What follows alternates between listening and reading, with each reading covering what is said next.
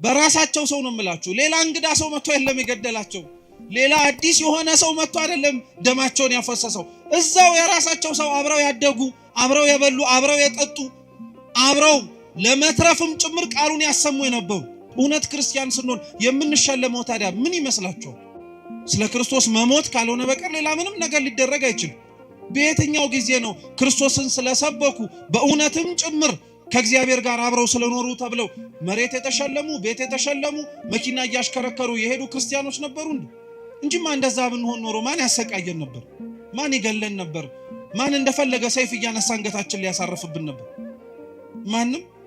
ነቢያት ጥፋት ኖሮባቸው አልነበረም የተገደሉት። ነቢያት ክፉ ነገር ተናግረው አልነበረም። ነቢያት ሟርት ተናግረው አልነበረም የተገደሉት። እውነት ስለተናገሩ በእውነት ስለኖሩ ሰው ክፋትን መርጦ እግዚአብሔርን ከማየት ይልቅ እነሱ ግን እግዚአብሔርን አይተው ደግን ነገር በመምረጣቸው ነበረ ዋጋ የከፈሉት የነበሩ።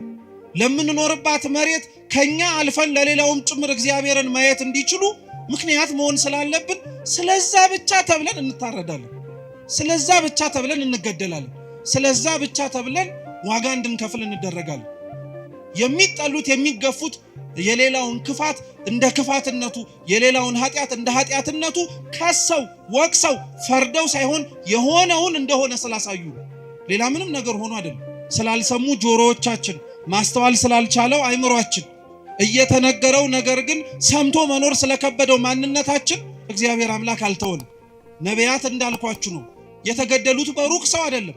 ዛሬም ሀገራችን ላይ ያሉት በየቦታው የሚሞቱት ወገኖቻችን የሚሞቱት በሩቅ ሰው አይደለም፣ በራሳቸው ሰው።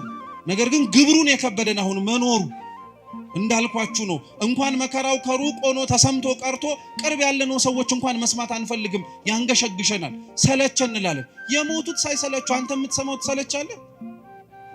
የታረዱት ሳይሰለቹ አንተ እንዲህ የምትመለከተው በስልክ ደከመኝ ትላለህ? ሰው ከመስታወት ፊት ቆሞ እድፉን እንደሚያነጻው ሁሉ እውነተኛ ክርስቲያኖች የሰውን ጥላቻ፣ እውነተኛ ክርስቲያኖች ሰው እንዴት ከእግዚአብሔር እንደራቀ ፍንትው አድርገው የሚያሳዩ መስታወቶች ናቸው። በራሳቸው ሰው ነው የሚገደሉት። ሐቁ እንደዛ ነው። የሚገደሉት ጥፋት ኖሮባቸው አይደለም። የሚገደሉት ክርስቲያን ሆነው ስለተገኙ ነው። ክርስቲያን ስለሆኑ፣ ሌላ ምንም ነገር ስለሆኑ አይደለም። እንዲህ ብለን ለመናገር፣ እንዲህ ብለን ለማውራት፣ እንዲህ ብለንም ጭምር እውነታውን ለመመስከር ስለከበደን ካልሆነ በቀር እውነታው ግን ይሄ ነው። ነቢያት የሞቱት ለዚህ ነው። ዛሬም ያሉት ሰዎች የሚሞቱት ለዛው ነው። ነቢያቱ መገደላቸው፣ ነቢያቱ መሞታቸው የወይኑ የባለቤቱን ስፍራ ግን ይበልጥ እንዲያውም ሌሎች መልእክተኞችን እንዲልክ ነው ያደረገው እንጂ ስለገደሉብኝ ብሎ እንዲያስቀምጣቸው አልተገደደም። እየሰማችሁ ነው? ጊዮርጊስ የሞተለትን መርቆሪዎስ ሕይወቱን የሰጠለትን አምላክ እኮ ነው ዛሬም ድረስም ጭምር ክርስቲያኖች በየቦታው ሕይወታቸውን የሚሰጡለት። ሌላው ስለ ክርስቶስ መሞት አልደከመውም። አንተ ስለ ክርስቶስ የሚሞቱትን መስማት ሰልችቶሃል። ሌላው ስለ ክርስቶስ ዋጋ የሚከፍላል። አንተ ስለ ክርስቶስ ዋጋ የከፈሉትን ማዳመጥ ደክሞሃል። ስለ ክርስቶስ የሞቱትን ዜና መስማት የከበደው ሰው እንዴት ቆሞ የጊዮርጊስን ገድል ይሰማ? እንዴት ቆሞ የመርቆሪዎስን ገድል ይሰማ? አይችልም በፍጹም። የእግዚአብሔር በቀሉ ሰይፍና ስለት አንስቶ መቅሰፍትም ጭምር እየላከ መቅጣት ብቻ አይደለም፣ ያሳደዱትን እንዲሰደዱ ማድረግ ነው። የገደሉትን እንዲሞቱለት ማድረግ ነው። የጠሉትን ይበልጥ እንዲሞቱለት ማድረግ ነው። እግዚአብሔር አምላክ በቀለኛ ነው ማለት ዛሬ የገደሉትን እንደሚገደሉ ሆነው የሚመጡበት ጊዜ ሰዎች ይመጣሉ። ታያላችሁም ጭምር እግዚአብሔር ያደረገው። ዛሬ ያሳደዷትን ቤተክርስቲያን የሚሰደዱላት ይሆናሉ። ዛሬ የገደሏቸውን ሰዎች መልሰው የሚገደሉ ሆነው ስለ እግዚአብሔር አንገታቸውን የሚሰጡ ይሆናሉ። ይሄ ቤተክርስቲያናችን ሕይወት ላይ የነበረ ነው። በሁለተኛው ግልጽ የሆነው ምክንያታቸው ደግሞ እርሱን ከገደልን ወራሹንም ጭምር ካወጣን ባለቤትነቱ የቦታው የኛ ይሆናልን ብለው ጭምር ስላሰቡ ነው። እውነተኛ የሆኑ ክርስቲያኖች አድራሻቸው ጎልጎታ ላይ ነው። እውነተኛ የሚኖሩ ክርስቲያኖች የሚታዩት ከመስቀሉ ስር ነው። ስለ አምላካቸው መከራ እየተቀበሉ ማለት ነው። ስለ እግዚአብሔር ለመሞት ከመመኘታችሁ በፊት መጀመሪያ ስለ ክርስቶስ መኖርን መናፈቅ መቻል አለባችሁ። የዛን ጊዜ ላይ ገዳይ እስኪመጣም አትጠብቁም። እናንተው ራሳችሁ ለመሞትም ጭምር ትንደረደራላችሁ። ሞቱን መጀመሪያ ምን አስመኘህ? መኖሩን እስኪ መጀመሪያ ልመደው። እኔ ለሃይማኖቴ ሞታለሁ ትላለህ። አረ መኖሩን መጀመሪያ እስኪ ጀምረው። እንዲሁ ዝም ብሎ የሚሞት ይመስላል? እንዲሁ ዝም ብሎ አንገት የሚሰጥ ይመስላል? አይደለም። ክርስቲያኖች መኖር የጀመረ ሰው ነው ለመሞትም ጭምር የሚቸኩለው። ያፈረስናቸው ህጎች በሙሉ የናድናቸው ስርዓቶች በሙሉ ችግር የለም ብለን ገሸሽ ያደረግናቸው የቤተክርስቲያን ህይወቶች በሙሉ ዛሬ መተው ዋጋ እያስከፈሉን ያሉት እነሱ ናቸው። እንደተሰበከልን ያልኖርነው፣ እንደተነገረን ያልፈጸምነው፣ እንደምንሰማው ለመኖርንም ጭምር ያልፈቀደንና ያልወደድን ማለት ነው። አሁን እንኳን በዚህ ሁሉ ውጣ ወረድ አሁን እንኳን ባለንበትና በምንሰማው መልካም ባልሆነ ዜና ውስጥ እንኳን ሆነን እኮ እንደው ስለ ራሳችን ብለን መቀየር እንኳን ቢከብደን ስለ ቤተክርስቲያን ብለን እንኳን እኮ አንገትም አንደፋነን።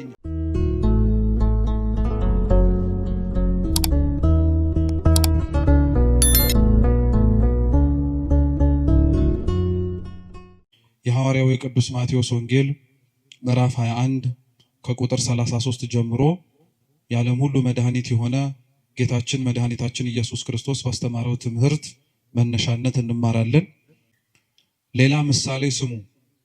የወይን አትክልት የተከለ ባለቤት ሰው ነበረ። ቅጥርም ቀጠረለት፣ መጥመቂያም ማሰለት፣ ግንብም ሰራና ለገበሬዎች አከራይቶ ወደ ሌላ ሀገር ሄደ። የሚያፈራበትም ጊዜ ሲቀርብ ፍሬውን ሊቀበሉ ባሮቹን ወደ ገበሬዎቹ ላከ። ገበሬዎቹም ባሮቹን ይዘው አንዱን ደበደቡት፣ አንዱንም ገደሉት፣ ሌላውንም ወገሩት። ደግሞም ከፊተኞቹ የሚበዙ ሌሎች ባሮችን ላከ፣ እንዲሁም አደረጉባቸው። በኋላ ግን ልጄን ይፈሩታል ብሎ ልጁን ላከላቸው። ገበሬዎቹ ግን ልጁን ባዩ ጊዜ እርስ በእርሳቸው ወራሹ ይህ ነውና እንግደለውና ርስቱን እናገኝ ተባባሉ። ይዘውም ከወይኑ አትክልት አወጡና ገደሉት። እንግዲህ የወይኑ አትክልት ጌታ በሚመጣ ጊዜ በእነዚህ ገበሬዎች ላይ ምን ያደርግባቸዋል? እነርሱም ክፉዎችን በክፉ ያጠፋቸዋል፣ የወይኑንም አትክልት ፍሬውን በየጊዜው ለሚያስረክቡ ለሌሎች ገበሬዎች ይሰጣቸዋል አሉት። ኢየሱስም እንዲህ አላቸው፣ ግንበኞች የናቁት ድንጋይ እርሱ የማዕዘን ራስ ሆነ። ይህም ከጌታ ዘንድ ሆነ፣ ለዓይኖቻችንም ድንቅ ነው የሚለውን ከቶ በመጽሐፍ አላነበባችሁምን? ስለዚህ እላችኋለሁ የእግዚአብሔር መንግሥት ከእናንተ ትወሰዳለች፣ ፍሬዋንም ለሚያደርግ ሕዝብ ትሰጣለች። በዚህም ድንጋይ ላይ የሚወድቅ ይቀጠቀጣል፣ ድንጋዩ ግን የሚወድቅበትን ሁሉ ይፈጨዋል አለ ይላል። ስለ ቅዱስ ቃሉ የአምላካችን የልዑል እግዚአብሔር ስም የተመሰገነ ይሁን። እንደ እግዚአብሔር ቅዱስ ፈቃድ እኛ የምንማማርበት የትምህርታችን ርዕስ በዚሁ ባነበብነው ቅዱስ ወንጌል ቁጥር 42 ላይ ያለው ኃይለ ቃል ይሆናል። ግንበኞች የናቁት ድንጋይ እርሱ የማዕዘን ራስ ሆነ። በዚህ ኃይለ ቃል መነሻነት ያነበብነውን ወንጌል መነሻ አድርገን እንማራለን። አምላካችን በጉባኤያችን ተገኝቶ እንዲያስተምረን እንዲመክረን የእርሱ ቅዱስ ፈቃድ ይሁንልን።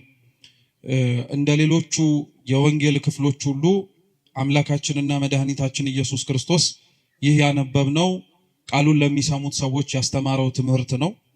ይህንኑ የተነበበው ምሳሌ የማርቆስ ወንጌል ምዕራፍ 12 እና የሉቃስ ወንጌል ምዕራፍ 20 ላይም ጭምር ተጽፎ ይገኛል። ጥቂት ከሆኑ የሐሳብ ልዩነቶች ባለፈ መሰረታዊ በታሪክ ደረጃ ምንም የሚለያይ ሐሳብ አይኖረው።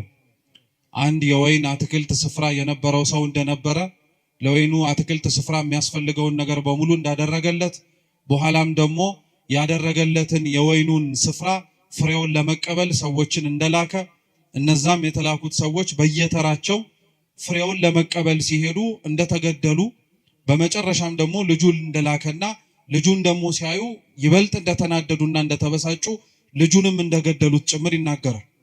ይህ አሁን ያነበብነው የቅዱስ ወንጌል ክፍል እንዳልኳችሁ ጌታችን መድኃኒታችን ኢየሱስ ክርስቶስ ቃሉን ይሰሙት ለነበሩት ለሕዝብ ያስተማረው ትምህርት ነው።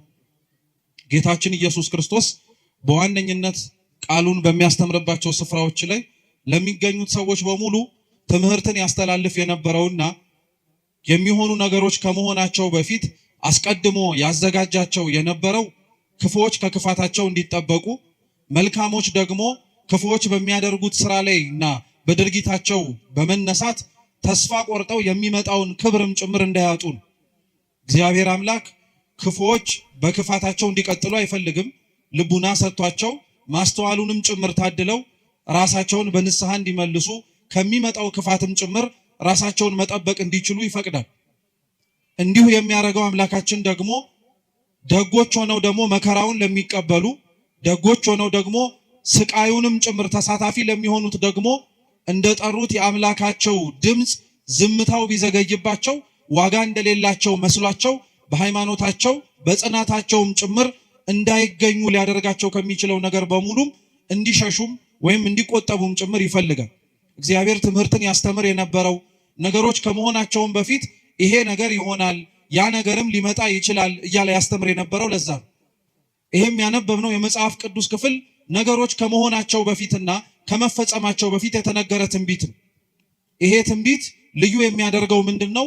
ትንቢቱ በሐዲስ ኪዳን ይነገር እንጂ ነገሮች ከመፈጸማቸው በፊት ይሄንኑ ትንቢት ግን አምላካችን ኢየሱስ ክርስቶስ አስቀድሞ በነቢያት ላይ አድሮ ያስተማረውን ትምህርት መነሻ በማድረግ ነው ያስተማረው።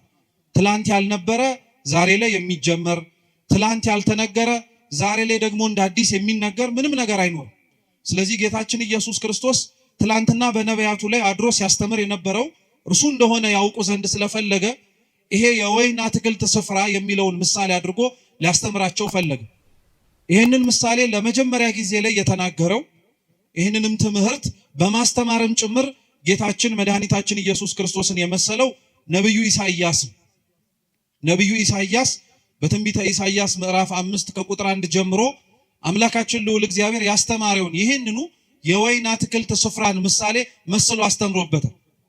ይሄ የወይን አትክልት ስፍራ ቅጥር የተማሰለት መጭመቂያ የተዘጋጀለት በኋላም ደግሞ ማማ ተዘጋጅቶለት እየተጠበቀ የነበረው ኢሳይያስ በኦሪቱ የተናገረለት የእስራኤል ሕዝብና እስራኤላውያን ናቸው። እግዚአብሔር አምላካችን ለወይኑ አትክልት ስፍራ ባለቤት እንደነበረውና እንዳልኳችሁ ለሚያስፈልገው ነገር በሙሉ ለስፍራው እንዳሟላ ሲናገር ነቢዩ ኢሳይያስ ደግሞ በትንቢት መጽሐፉ ምዕራፍ 5 ቁጥር 1 ላይ ከዛ የበለጠ ሌላ ትርጉም እንዳለው ደግሞ ይናገራል። እርሱም ምንድነው? እግዚአብሔር አምላክ የወይን አትክልት ስፍራ ለተባለችው ለእስራኤል ቅጥርን መማስ፣ አጥርን መስራት፣ ማማንም ሰርቶ ገበሬዎችንና ሰራተኞችን ቀጥሮ መንከባከቡን ትኩረት አድርጎ የተናገረ ብቻ ሳይሆን ኢሳይያስ ምንም ነገር እንዳላጎደለባትም ጭምር ይናገራል። ይወዳት ለነበረችው ስትሰቃይ ከስቃይ ላወጣት፣ ክፉ ሲሆንባት ፈጥኖ ለደረሰላት ለሕዝቡ እግዚአብሔር አምላክ ይሄንን ስፍራ ብቻ ሳይሆን ከስፍራውም የላቀውን ምንም ያጎደለባት ነገር እንደነበረ ይናገራል። መጽሐፍ ቅዱስ ለእስራኤልና ለእግዚአብሔር ያላቸውን ግንኙነት በተለያየ መንገድ አድርጎ ነው የሚናገረው። በተለይ ደግሞ ምንም እንዳላጎደለባት ነቢዩ ኢሳይያስ የተናገረውን ግልጽ የሚያደርገው እግዚአብሔር እስራኤልን እንዴት እንደሚያያትም ጭምር ስናውቅና ስንረዳ ነው። እስራኤል የመረጣት እግዚአብሔር ሕዝቡን የሚመለከተውና ያየው የነበረው በአንድ መጽሐፎቻችን ዙሪያ ላይ ስትመለከቱት በዚሁ በኢሳይያስ መጽሐፍ ላይ እስራኤልን እንደ ሙሽራ ወይም እንደ ሙሽሪት አድርጎ እርሱ ደግሞ እንዳጫት እንደ ሙሽራ አድርጎ ነበር ይመለከት የነበረው። ስለዚህ እግዚአብሔር አምላክ ሙሽራይቱ ለሆነችው ለእስራኤል ይቀናላት ነበር።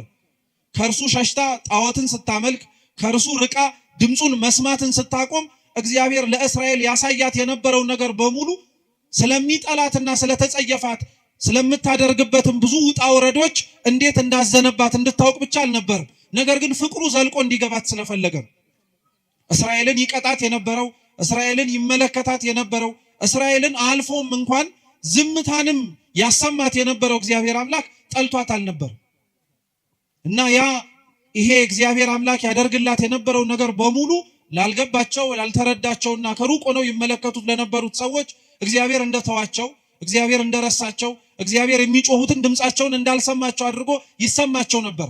እግዚአብሔር ግን ይህን ያደርግበት የነበረበትን ምክንያት በኢሳይያስ አንደበት ላይ ሆኖ ሲናገር ምን አለ? በእውኑ ለወይኔ ቦታ ያጎደልኩበት ምንድነው አለ። እስኪ ያጎደልኩበት በሉ ምንድነው? እግዚአብሔር እውነት ነው የምነግራችሁ፣ ለእስራኤል ምንም ያጎደለባት ነገር የለም። እንኳን ባሪያ ሆና ከነበረችበት ከግብፅ ባርነት ነፃ ማውጣት ቀርቶ ምድራዊ የሆነ እንጀራ እንዳትበላ ከሰማይ መና ወርዶላት፣ የደፈረሰና ንጹህ ያልሆነ ውሃ እንኳን ጠጥቻለሁ አጠጥቶኛል ብላ እንኳን እንዳታማው ከአለት ላይ የፈለቀ ንጹህ ውሃንም ጭምር ሰጥቷታል።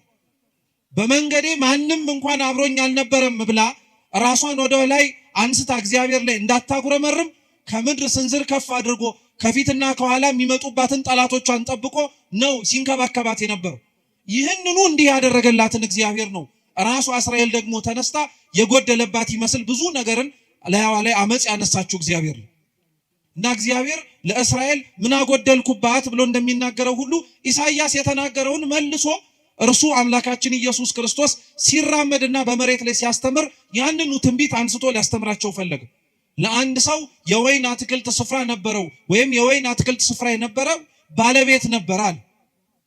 ቅጥር መቀጠር፣ መጭመቂያ ማዘጋጀት፣ ከዛም አልፎ ደግሞ ማማ መዘርጋት ለአንድ ለወይን አትክልት ስፍራ የሚያስፈልጉ ነገሮች ናቸው። መቼም አንድ ሰው ገበሬም እንኳን ሆኖ ዘር የሚዘራው መሬቱ መቀበል እንደሚችል ዘሩን ለማሳየት እርሱም ደግሞ ይቀበላል ብሎ ለመናገር አይደለም። የዘራውን ዘር አጭዶ ጎተራ ለመክተት ከጎተራውም አውጥቶ ቢወድ ሽጦ ሊያተርፍበት፣ አለያ ደግሞ ከፈለገ ደግሞ እንዲበላው እንዲጠጣው። የወይኑ አትክልት ስፍራ ባለቤትም ቅጥር ያቀጠረለት ምንም አይነት ነገር መጥቶ ፍሬውን እንዳያጨናግፍበት ነው።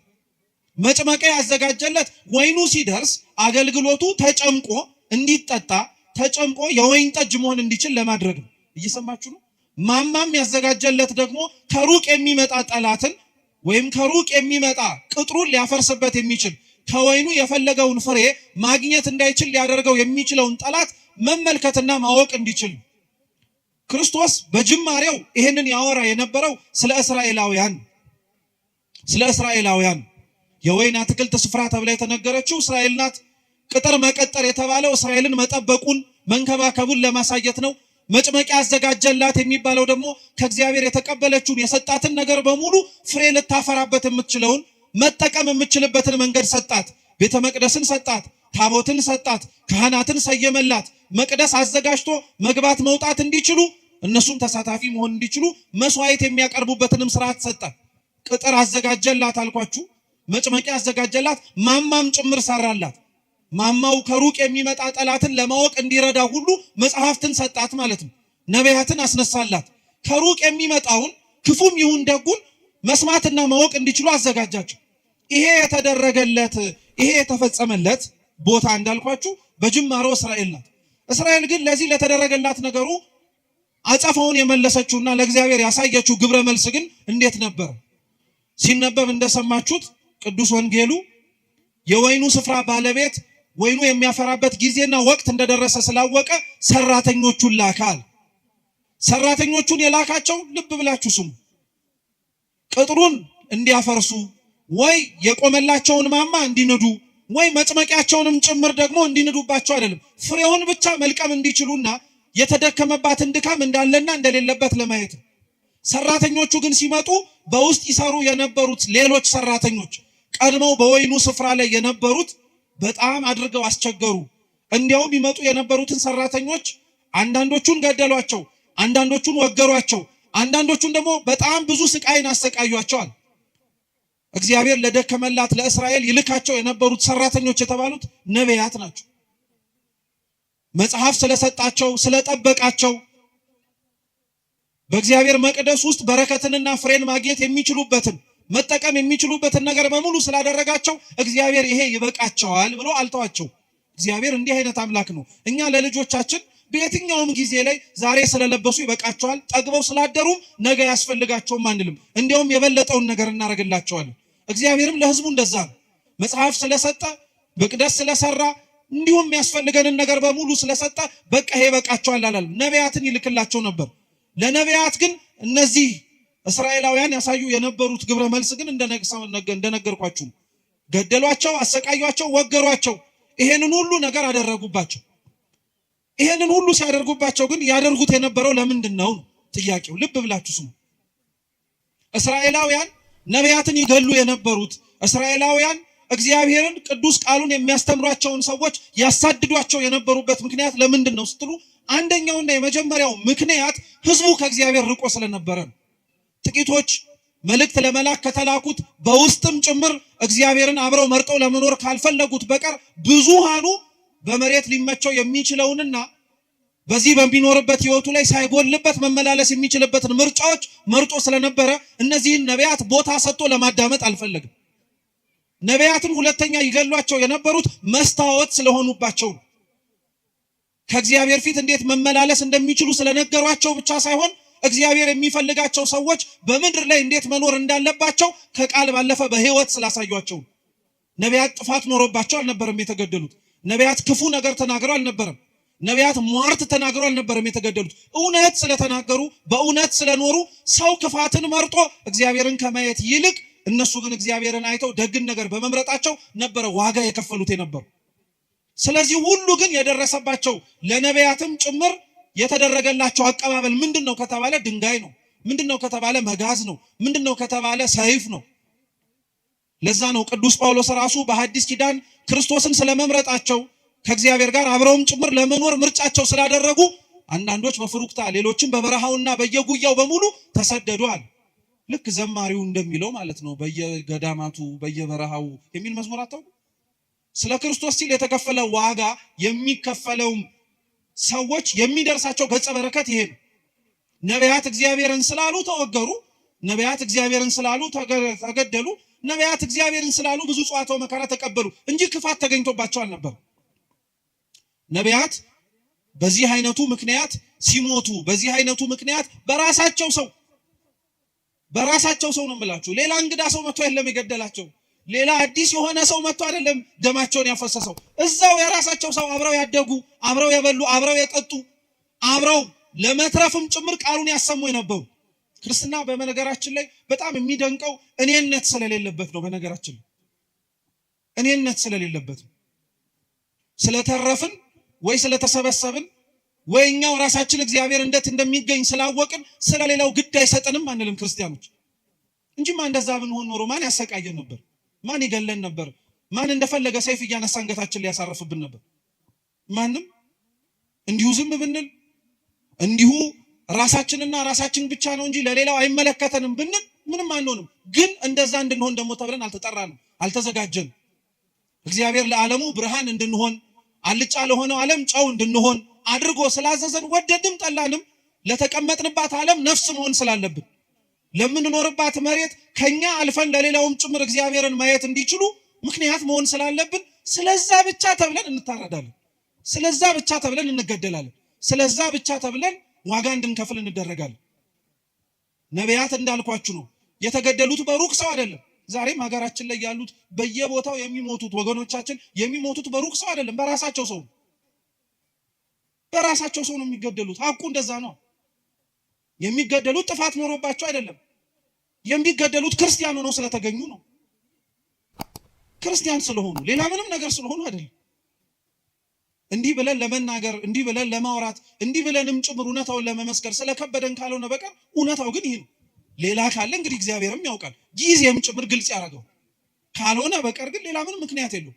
ገዳዮቻቸው የሚገሏቸው ነቢያትን ለምን ነበር አልኳችሁ እኮ ራሳቸውን ስለሚያዩባቸው ነው። ሰው ከመስታወት ፊት ቆሞ እድፉን እንደሚያነጻው ሁሉ እውነተኛ ክርስቲያኖች የሰውን ጥላቻ፣ እውነተኛ ክርስቲያኖች ሰው እንዴት ከእግዚአብሔር እንደራቀ ፍንትው አድርገው የሚያሳዩ መስታወቶች ናቸው። የሚጠሉት የሚገፉት የሌላውን ክፋት እንደ ክፋትነቱ፣ የሌላውን ኃጢአት እንደ ኃጢአትነቱ ከሰው ወቅሰው ፈርደው ሳይሆን የሆነውን እንደሆነ ስላሳዩ ሌላ ምንም ነገር ሆኖ አይደለም። ነቢያት እግዚአብሔርን ስለተናገሩ የደረሰባቸው ድንጋይ ከሆነ፣ ነቢያት የደረሰባቸው እግዚአብሔርን ስለተናገሩ ሰይፍና ስለት ከሆነ ዛሬ እዚህ ላይ የምንኖረው ክርስቲያኖች እውነት ክርስቲያን ስንሆን የምንሸለመው ታዲያ ምን ይመስላችኋል? ስለ ክርስቶስ መሞት ካልሆነ በቀር ሌላ ምንም ነገር ሊደረግ አይችልም። በየትኛው ጊዜ ነው ክርስቶስን ስለሰበኩ በእውነትም ጭምር ከእግዚአብሔር ጋር አብረው ስለኖሩ ተብለው መሬት የተሸለሙ፣ ቤት የተሸለሙ፣ መኪና እያሽከረከሩ የሄዱ ክርስቲያኖች ነበሩ እንዴ?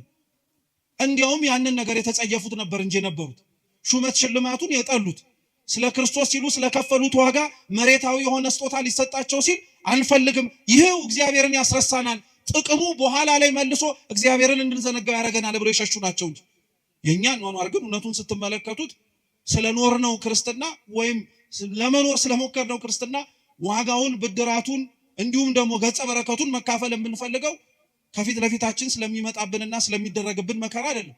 ተውት፣ መከራው ቀርቶ መከራ መስማት እንኳን አንፈልግም። እኛ ቢቻል ብንዘምር፣ ቢቻል ብናጨበጭብ፣ ቢቻል እልል ብንል፣ ቢቻል የደረሰባቸውን ሰዎች ደረሰባቸው ብለን እንዲሁ ዝም ብንል ጥሩ ነበር። ግን እግዚአብሔር ይመስገን እውነት ለመናገር ማስተዋል የሚችሉ አሳቢ የሆኑ አባቶች እናቶች ስላሉን ነገር እንዳንረሳ የደረሰብንንም ጭምር እንዲሁ ዝም ብለን ወደ ኋላ እንዳናደርግ ስለሚያደርጉ ነቢያት የሞቱት ለዚህ ነው። ዛሬም ያሉት ሰዎች የሚሞቱት ለዛው። ነቢያቱ መገደላቸው፣ ነቢያቱ መሞታቸው የወይኑ የባለቤቱን ስፍራ ግን ይበልጥ እንዲያውም ሌሎች መልእክተኞችን እንዲልክ ነው ያደረገው እንጂ ስለገደሉብኝ ብሎ እንዲያስቀምጣቸው አልተገደደም። እየሰማችሁ ነው? ነቢያቱ ስለሞቱበት እግዚአብሔር አምላክ ነቢያትን አልልክም አላለም። የላካቸው የሱ እውነተኞቹ መልእክተኞች ዋጋ ከፍለው ደማቸውን ለሱ ስላፈሰሱ ከዚህ በኋላ ደም መፍሰሳቸው ይቆማል፣ እኔ ማንንም አልልክም፣ የሆኑት እንደሆኑት ይሁኑ ብሎ አልተዋቸው። እንዲያውም ሲገሉ እየላከ ነው። ትምህርት ነው። በነገራችን ትምህርት ነው። ላስተዋለው ሰው እግዚአብሔር አምላክ ተስፋ አይቆርጥብንም ማለት ነው። ስላልሰሙ ጆሮዎቻችን፣ ማስተዋል ስላልቻለው አይምሯችን እየተነገረው ነገር ግን ሰምቶ መኖር ስለከበደው ማንነታችን እግዚአብሔር አምላክ አልተወንም። አሁንም ድረስ መስማት የምንችል ከሆነ፣ አሁንም ድረስ መለወጥ የምንችል ከሆነ፣ አሁንም ራሳችንን ማስተካከል የምንችል ከሆነ ሌሎችም ሰዎች እንዲሁ በሌሎችም ህይወታቸውም ጭምር መማር የምንችልበትን መንገድ ይከፍታል።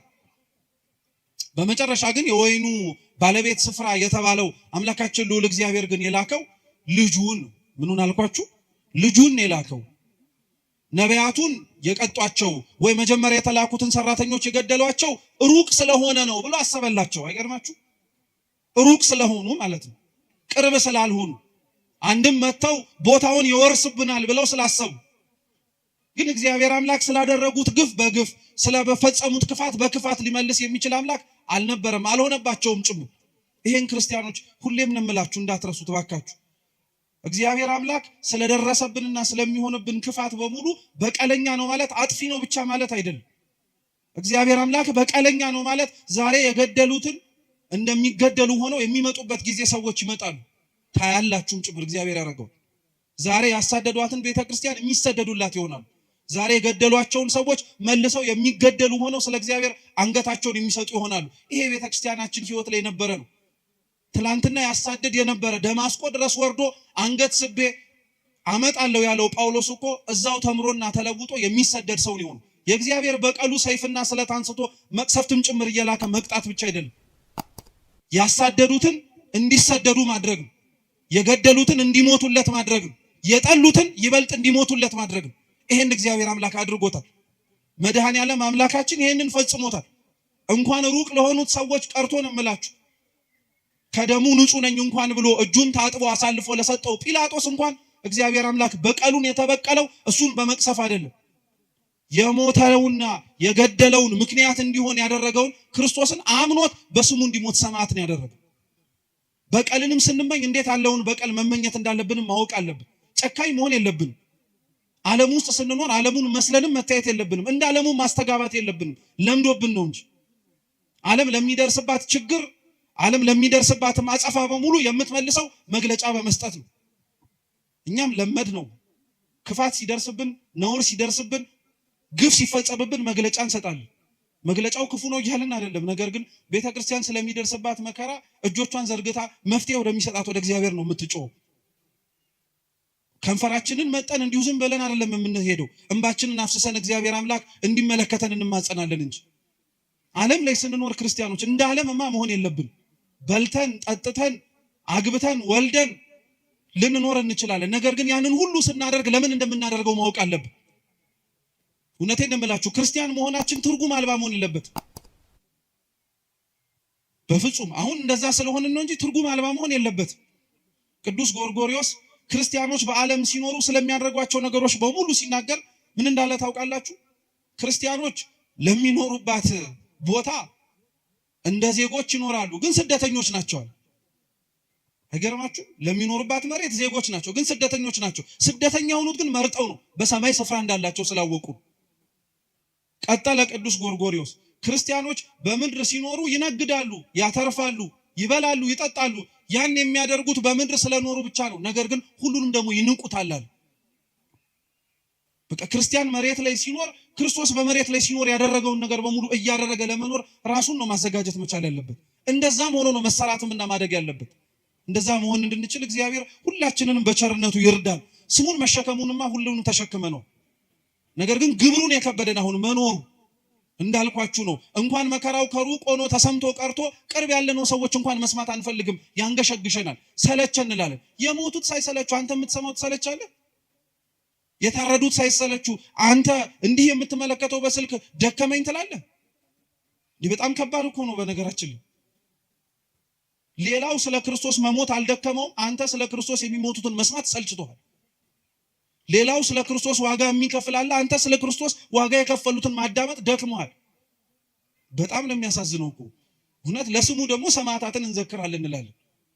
የሰማዕታትን ዜና ቤተክርስቲያን የምትዘክረው ስዕላቸውን ስላ ብቻ አይደለም፣ ገድላቸውን እያነበበች እንዴት እንደኖሩም ጭምር በማሰማት።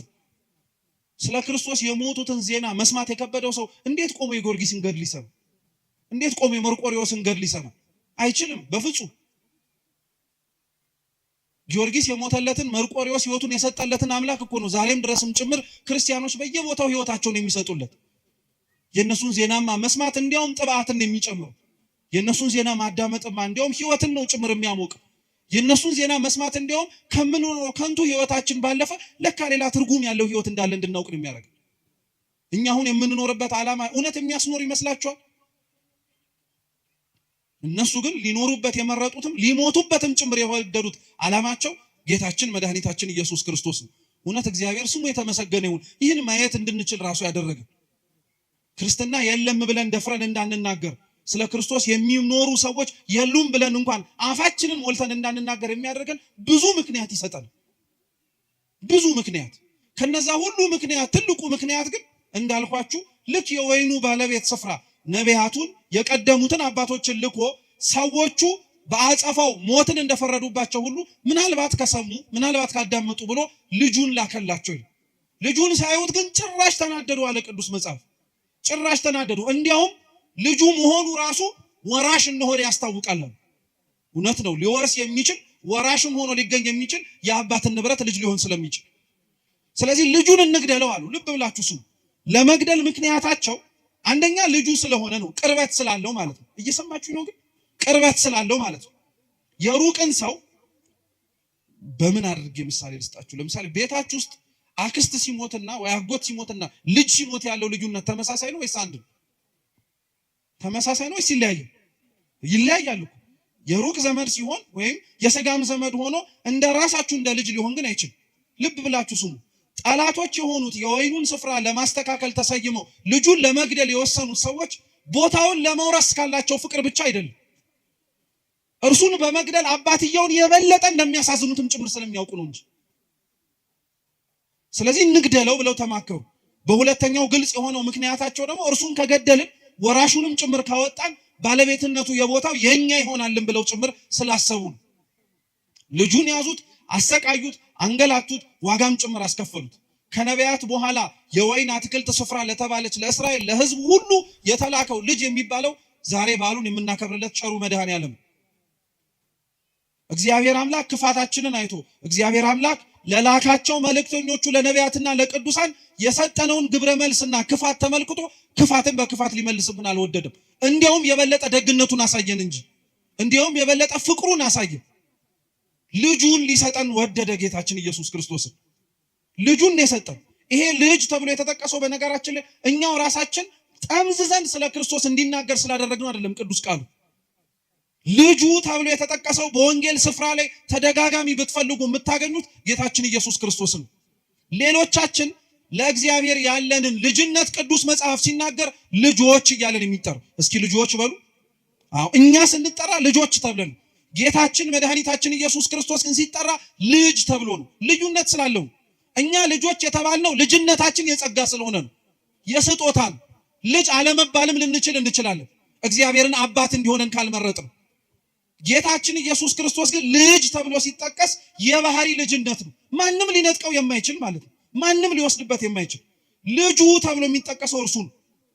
ጌታችን ኢየሱስ ክርስቶስ ሲጠመቅ የባህሪ አባቱ እግዚአብሔር አብ በሰማይ ሆኖ ሲናገር ሲመሰክር የመሰማ ነው። የምወደው ምኔን ያለው ልጄን ያለው የምወደው ልጄን ያለው በደብረ ታቦር የማርቆስ ወንጌል ምዕራፍ 9ም ላይ ብርሃነ መለኮቱን ሲገልጥ ለደቀ መዛሙርቱ ሲያሳይስ ያው የባህሪ አባቱ እግዚአብሔር አብ ምን ብሎ ነው የምወደው ምን ያለው ልጄን ያለው።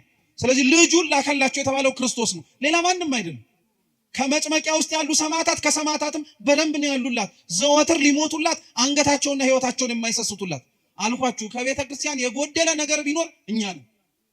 እንደተሰበከልን ያልኖር ነው፣ እንደተነገረን ያልፈጸም ነው፣ እንደምንሰማው ለመኖርንም ጭምር ያልፈቀደንና ያልወደድን ማለት ነው። አሁን እንኳን በዚህ ሁሉ ውጣ ውረድ፣ አሁን እንኳን ባለንበትና በመንሰማው መልካም ባልሆነ ዜና ውስጥ እንኳን ሆነን እኮ እንደው ስለ ራሳችን ብለን መቀየር እንኳን ቢከብደን ስለ ቤተክርስቲያን ብለን እንኳን እኮ አንገትም አንደፋነን። ደፋሮች እኮ ነን። እውነቴን ነው የምነግራችሁ። ደፋሮች፣ ኃጢአታችን ግድ የማይሰጠን ማለት ነው። በደላችንና ነውራችን ምንም ነገር የማይከብደን። እውነቴን እኮ ነው የምላችሁ። እንዴት የራሳችን ኃጢአት ለራሳችንስ እሺ አይከብደን? ለምደነው ነው እንበል። የኛ ኃጢአት ለሀገር ለወገን ለራሳችን ለሆኑ ለቤተ ክርስቲያን ሰዎች ዋጋ ያስከፈለ መሆኑን እንኳን ስናውቀው እንዴት እግዚአብሔር ፊት ራሳችንን ዝቅ ማድረግና ማረን ማለት ይከብደናል? ጸሎት እኮ ተለምነን የምንጠራበት አይደለም። እኛው ራሳችን ተሰብስበን እንጸልይ ብለን የምናነሳው ነው እንጂ ጥሪ እኮ ነው። ክርስቲያኖች ምን እናርግ ነው ታዲያ የሚባል? መፍትሄው ከእርሱ ነው ከተባለ እግዚአብሔር ነው መልስ የሚሰጠን ከተባለ እርሱን የምንጠራው በምንድን ነው? ሲመልሱ በጸሎት እኮ ነው። ሌላ በምን ልንጠራው እንችላለን? ድረስልን ብለን በመጣራት ነው። ሌላ በምን ልንጠራው እንችላለን? ህይወታችን መስተካከል አለበት ክርስቲያኖች። እውነቴን ነው የምላችሁ። እዚህና እዛ ያለነው ሰዎች ምንም የሚለየን ነገር የለም። እዛ ያሉት ክርስቲያኖች እየሞቱ ያሉት፣ እዛ ያሉት ክርስቲያኖች ዋጋ እየከፈሉ ያሉት የሚያስገድል ምክንያት ኖራቸው አይደለም። እኛ እዚህ ያለን የምንኖር ሰዎች ደግሞ የሚያስኖር ምንም ጽድቅ ተገኝቶብን አይደለም። እነሱን የሚያስገድል ምክንያት እኛን የሚያስኖር ምን ነገር አለ? እንደውም ተገላቢጦሽ ቢሆን ነው እንጂ እዚህማ ክፋትን ሊያስነሳብን እኛ ራሳችን ላይ አጸፋው ሊመለስብን የሚችል ብዙ ኃጢአት አለብን፣ ብዙ ክፋት አለብን፣ ብዙ ነውር አለብን። እግዚአብሔር የሚያውቀው ከዛም አልፎ እኛው ራሳችን የምናውቀው ማለት ነው። ቦታ ካለየን በቀር ምን የሚለየን ነገር አለ? መስተካከል ካለብን መስተካከል አለብን ክርስቲያኖች። እውነቴን ነው የምላችሁ። ሁላችን ያጠፋነውን የሳትነውን ያጎደልነውን ይጠቅማል ብለን ነገር ግን በዘለቄታው ቤተክርስቲያኒቷን እየጎዳት ያለውን ነገር በሙሉ እውነቴን ነው የምላችሁ መስተካከል አለብን። በቃ ያፈረስናቸው ህጎች በሙሉ የናድናቸው ስርዓቶች በሙሉ ችግር የለም ብለን ገሸሽ ያደረግናቸው የቤተክርስቲያን ህይወቶች በሙሉ ዛሬ መተው ዋጋ እያስከፈሉን ያሉት እነሱ ናቸው።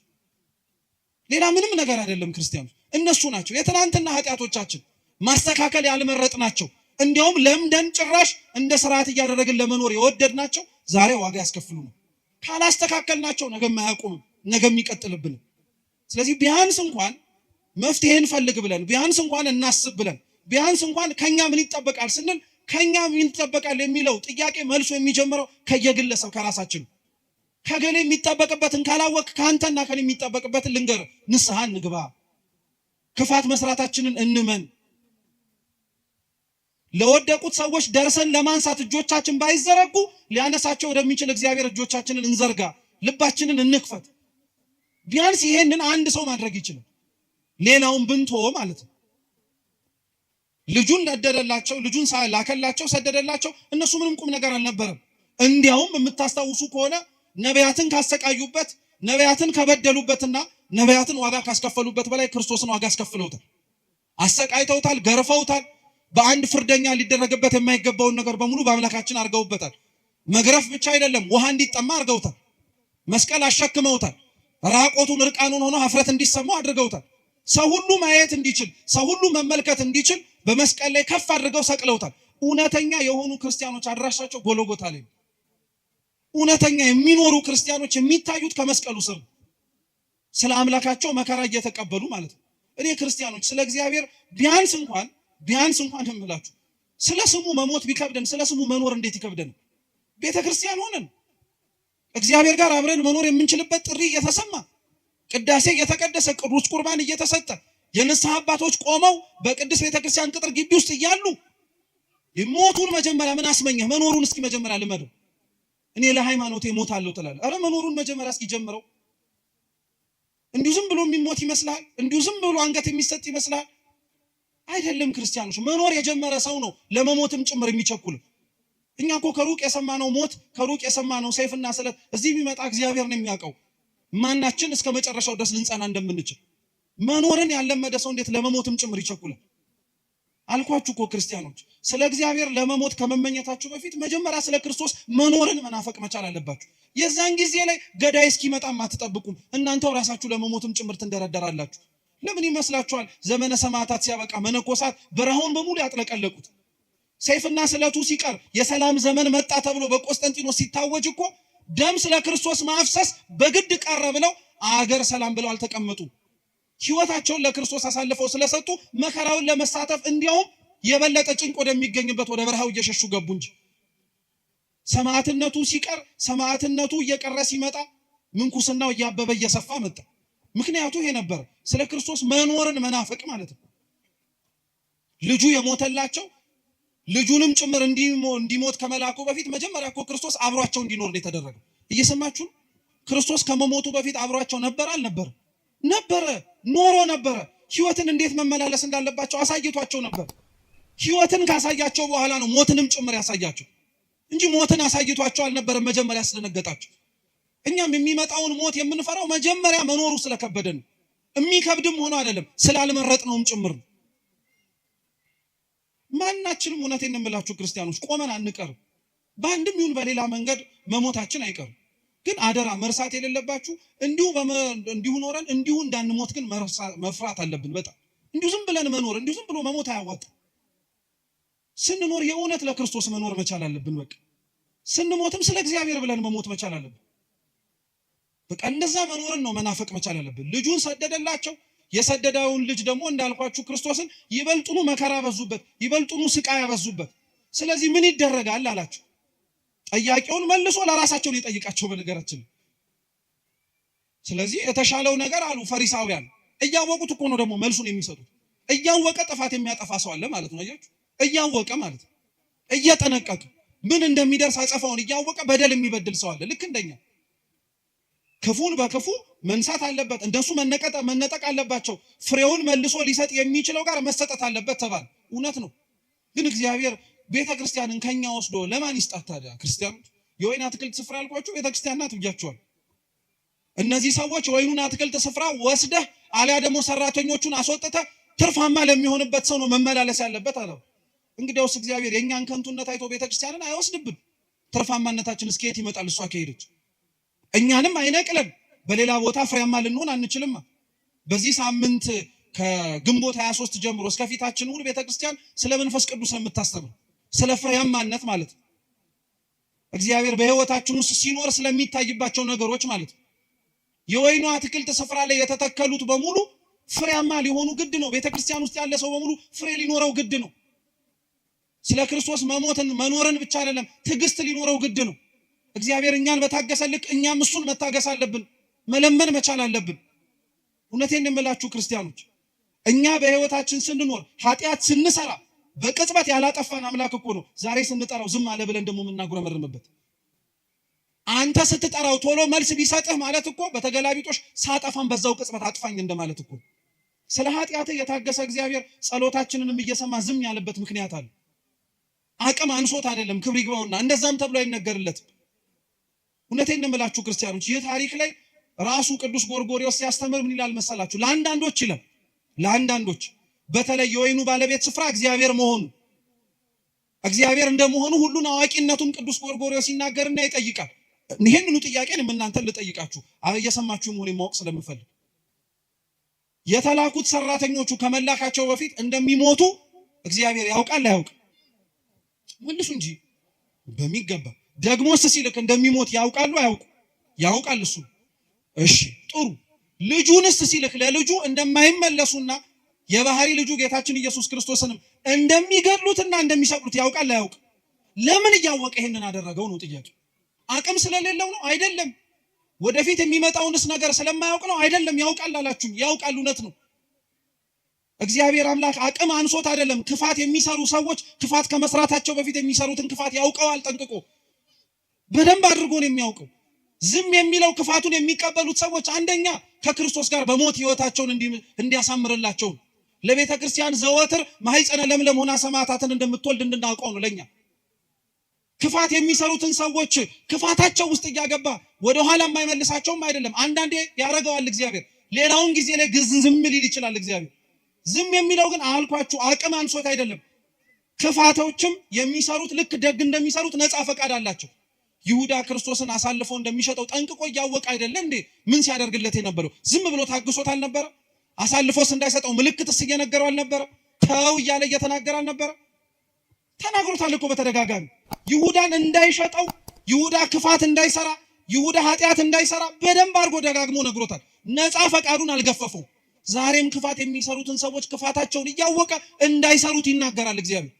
አልሰማም ካለ አላዳምጥም ካለ አሻፈረኝ ካለ ግን በኋላ ላይ የሚመጣውን ደግሞ በጸጋ መቀበልም ግዴታ አለበት። እግዚአብሔር አምላክ የቁጣውን በትር አንስቶ እርሱም ደግሞ መልስ እሰጣለሁ ካለ ለማዳመጥ ዝግጁ መሆን መቻል አለበት ማለት ነው። ክርስቶስ ከዛ በኋላ ይሄንን ሲነግራቸው አይ የወይኑ አትክልት ስፍራ መነጠቅ አለበት፣ ሰራተኞቹ መለወጥ አለበት ብለው ራሳቸው በራሳቸው ላይ ፈረዱ። እኛም እውነት ራሳችን ላይ ለመፍረድ እግዚአብሔር በቸርነቱ ይርዳል። ከእግዚአብሔር የፍርድ ዙፋን ፊት ሳትቆሙ ክርስቲያኖች እናንተው ራሳችሁ ከእግዚአብሔር ፊት አሁን ቆማችሁ ራሳችሁ ላይ ፍረዱ። ንስሐ ግቡ ማለት ነው። በቃ ንስሐ እንግባ። በደል መስራታችንን እንመን። ምንም ደስ የሚያሰኝ ምንም የሚያኩራራ ምንም አንገትን ቀና አድርጎ የሚያስኬድ ነገር የለን። ምን እንደምላችሁ አሁን ያለንበት ወቅት የሐዘን ስለሆነ አይደል። በዚህ ዓለም ላይ ስንኖር ቀና ብለን ለምንኖርበትና ቀና ብሎ ሊያስኬደን የሚችለው ምክንያት ክርስቶስ ካልሆነ በቀር ምድራዊ ነገራችን ሊሆን ስለማይችል በፍጹም ሊሆን አይችል። ራሳቸው በራሳቸው ላይ ፈረዱ። ፈርደው ግን አልተስተካከሉ። እኛም መስማቱን እንሰማዋለን፣ ሰምተን ግን አልተለወጥንም። እንድንለወጥ እግዚአብሔር በቸርነቱ ይርዳል። ይህንኑ አላቸው። ቀጠለና ጌታችን መድኃኒታችን ኢየሱስ ክርስቶስ ግን እኛ ለትምህርታችን ርዕስ ያደረግነውን ኃይለ ቃል ነገራቸው። እስኪ ግንበኞች በሉ የናቁት ድንጋይ እርሱ የማዕዘን ራስ ሆነ። ግንበኞች የተባሉት አይሁድ ናቸው። የናቁት ድንጋይ የተባለው ክርስቶስ ነው። ድንጋይ መሆኑን የምታውቁት ወይም አለት መሆኑን የምታውቁት አምላካችን ኢየሱስ ክርስቶስ ትዝ የሚላችሁ ከሆነ በፊልጵስዩስ ቂሳሪያ ስለ ማንነቱ ለደቀ መዛሙርቱ ሲጠይቃቸው ቅዱስ ጴጥሮስ አንተ የሕያው የእግዚአብሔር ልጅ ነህ ሲለው ጴጥሮስ ሆይ አንተ ምንድን ነህ ያለው? አለት ነህ ድንጋይ ነህ ብሎ ነው የተናገረው። አለትነቱ የጴጥሮስ ድንጋይነቱ የጴጥሮስ ንግግሩ ነው። ጌታችን መድኃኒታችን ኢየሱስ ክርስቶስ ነው በሱ አለትነት ላይ የታነጸ በሱ አለትነት ላይ የተመሰረተ ምንም ነገር እንደማይናወጽ ለማስተማር እየሰማችሁ ነው። ስለዚህ የመጀመሪያው ድንጋይ ጌታችን መድኃኒታችን ኢየሱስ ክርስቶስ ነው። ግንበኞች የናቁት የተባለው ድንጋይ ጌታችን ኢየሱስ ክርስቶስ የማዕዘን ራስ ይሆናል አለ። ምን ማለት መሰላችሁ? እነሱ የገፉት፣ እነሱ የናቁት፣ እነሱ የሰቀሉት፣ እነሱ ከፊት ለፊታቸው ያባረሩት ጌታችን ኢየሱስ ክርስቶስ ትልቁንና ዋናውን ስፍራ ይዛል። በጣም ነው የሚደንቀው። ቅዱስ ባስልዮስ ዘቂሳርያ እቺኑ ቃል ሲተረጉም ምን ይላል መሰላችሁ? እነሱ የናቁት እንዲያውም አብራችሁን በሉ እነሱ የናቁት ክርስቶስ ልባቸውን ሲነግስበት፣ እነሱ ደግሞ የተናቁት የሰውን ሀብትና ንብረት ይዘው ተቀመጡ። አይገርማችሁ? የበለጠውን ነገር ክርስቶስ አገኘው፣ እነሱ የተናቀውን ነገር አገኙ። ዛሬም ድረስ ክርስቶስ የሞተለትን ክርስቶስ ደሙን ያፈሰሰለትን ሰው ንቆ ከነሱ የሚገኘውን ጥቅም ፈልጎ አይኖርም። ነውር ነው፣ ኃጢአት ነው። እነሱ ይበልጣሉ፣ ሰው ይበልጣል። ክርስቲያኖች ምንም ነገር ቢሆን ሰው ይበልጣል። የፈረሰ ቤተክርስቲያን ይሰራል፣ አይተናል። ክፋት ነውር በገነነበት በተለያዩ ዘመናት ላይ የጠፉብንን መቅደሶች እኮ ሰርተናል። እግዚአብሔር የተመሰገነ ይሁን። ግን የፈረሰውን ሰው መልሰን አግኝተነዋል? የሞተውን ሰው መልሰን ቀስቀሰን አንስተነዋል? አያችሁት? ሰው ይበልጣል ማለት ነው። ሰው ከፍ ያለ ትርጉም አለው ማለት ነው። ሰው ከፍ ያለ እኛ ልንረዳው ያልቻልነው በምን አይነት ሁኔታ ራሱ እግዚአብሔር እንድንረዳው ሊያደርገን እንደሚችል ጥያቄ ራሱ ሊፈጥር በሚችል መልኩ የበለጠ ትርጉም እንዳለው ማወቅ መቻል አለብን። ግንበኞች የናቁት ጌታችን መድኃኒታችን ኢየሱስ ክርስቶስ፣ አይሁድ የናቁት እርሱ መሰረታዊውና ትልቁ ነገር ይሆናል አሉ። እውነት ነው። እነሱ የናቁት ክርስቶስ፣ እነሱ የገፉት አምላካችን መድኃኒታችን ኢየሱስ ክርስቶስ ትልቅ ሆነ፣ ገነነ፣ ሰፋ። ገደልነው ሲሉ በሕይወት ኖረ፣ አጠፋነው ሲሉ ጭራሽ ገነነ። የሚያመልኩትን የሚከተሉትን ተማሪዎቹን በተናቸው ሲሉ እንዲያውም ጭራሽ በጰራቅሊጦስ እጅግ እጥፍ ድርብ ሆነው 3000 ክርስቲያኖች ወደ ቤተክርስቲያን ገብተው ጭራሽ የቤተክርስቲያን ጉባኤ ሰፋ። አንደኛው ትርጉም እርሱን ልብ ብላችሁ ስሙ። ሁለተኛው ግን ይሄ አሁን ያነበብኩላችሁ መጽሐፍ ቅዱስ ክፍል እቤት ገብታችሁ ከፍ ብላችሁ ብታነቡት ታሪኩ ከጌታችን ከመድኃኒታችን ከኢየሱስ ክርስቶስ ቤተ መቅደሱን ካነጻበት ታሪክ ጋር አብሮ የተያያዘ ነው። እየሰማችሁ ነው? አስታውሳችሁት? ቤተ መቅደስ ውስጥ ገብቶ ቤቴ የጸሎት ቤት ነው እንጂ የወንበዴዎች ዋሻ አይደለም ብሎ ሲያነጻ እርሱ የተነገረበት ክፍለ ምንባብ ላይ ነው ይሄም ያለው አብሮ። በዕብራይስጥ ልጅ የሚለው ቃልና ድንጋይ የሚለው ቃል ተመሳሳይ ነው። ማለትም ደግሞ ቃሉ ይተረጎማል፣ አብሮ ይጠጋጋል። በዕብራይስጥ ድንጋይ ማለት እብን ማለት ነው። እየሰማችሁ ነው አይደል? እብን ማለት ነው። ልጅም እንደዚሁ በአቻ በቃል በድምጸታ በኩል ተቀራራቢ የሆነ ትርጉም እንዳለው ምሁራን ይናገራሉ። እና ይሄንኑ ቃል ሲተረጉሙት ምን ይላል? ግንበኞች የናቁት ድንጋይ የተባለው አንድም ክርስቶስ ነው ይላሉ፣ አንድም አካሉ የሆነች ደግሞ ቤተክርስቲያን ናት ይላሉ። እየሰማችሁ ነው? ግንበኞች የናቁት ድንጋይ የማዕዘን ራስ ይሆናል አይደል የተባለው። የተገፋችው ቤተክርስቲያን መግነኑ አይቀርም። የፈረሰችው ቤተክርስቲያን ነገ ተሰርታ ከፍ ብላ መታየቱ አይቀርም። የናቋት ቤተክርስቲያን ተመልሰው ተንበርከከው ይቅርታ እንደሚጠይቋት አይቀርም፣ ምንም ጥርጥር የለም። ይሄው ክርስቶስ አሳይቶናል። እርሱን የናቁት በኋላ ላይ ክብሩን እንዳዩት ሁሉ ዛሬም ቤተክርስቲያንን የናቋት ነገ ላይ ክብሯን ከፍ ብላ ይመለከቷታል። አንገታችንን መድፋት ያለብን ስለራሳችን ኃጢአት፣ አንገታችንን መድፋት ያለብን ስለራሳችን በደል ነው እንጂ በክርስቶስ በደሙ የተዋጀች ቅድስት ቤተክርስቲያን ምንም አትሆን፣ ምንም አትሆን። ትላንትና የነበሩት ያሰቃዩት፣ ያንገላቷት፣ ዋጋ ያስከፈሏት በሙሉ የሉም። ዛሬ እርሷ ናት ያለች። ዛሬም ድረስ ቤተክርስቲያን ውስጥ ያለን ሰዎች ማወቅ መቻል ያለብን ይህንን ነው። ክርስቲያኑ ያ ማለት ግን ቸልተኛ፣ ያ ማለት ግን ለዘብተኛ፣ ያ ማለት ግን እንቅልፋም መሆን አለብን ማለት አይደለም። መጸለይ አለብን፣ መበርታት አለብን፣ መጠንከር መቻል አለብን።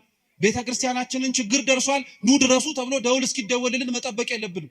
ይሄው የተሰበሰበው የማታ ጉባኤ ህዝብ ነገ በቅዳሴው ደግሞ ተሰብስቦ ቅዱስ ሥጋውን ክቡር ደሙን እየተቀበለ መገኘት መቻል አለበት።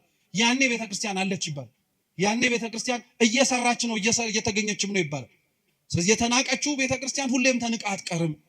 የተገፋው መድኃኒታችን ኢየሱስ ክርስቶስ በምእመናን ልብ ላይ እንደነገሰው ሁሉ ባሳደዷት ልብም ላይ ቅዱስ ቤተክርስቲያን ነግሳ የምናይበትን ዘመን አምላካችን ቅዱስ እግዚአብሔር ቅርብ ያድርግልን።